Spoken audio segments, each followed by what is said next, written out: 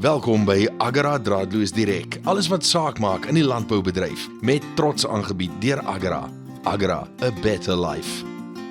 Goeiedag luisteraars, Erik Loek hier van die Agri Auctions afdeling wat gesels. Ek wil net die veilinge aan julle vir die week wat voorlê deurgee.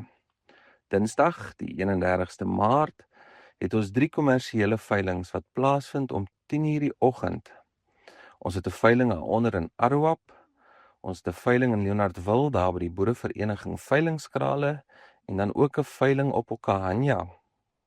Woensdag, die 1 April, het ons die Southern Large Stock stoetveiling op Mariental om 11:00 die oggend by die Mariental Agra Veilingskrale.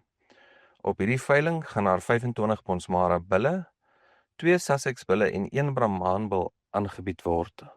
Ons nooi almal uit om na die goeie genetika diere te kom kyk by hierdie veiling. Hierdie veiling is ook 'n aanlyn veiling.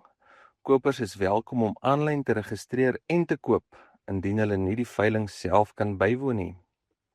Donderdag die 2 April, om 10:00 die oggend het ons dan ons laaste kommersiële veiling vir die week in Otjiwarongo, net so voor Paasnaweek aanbreek. Dis dan al ons veilings vir die week, luisteraars.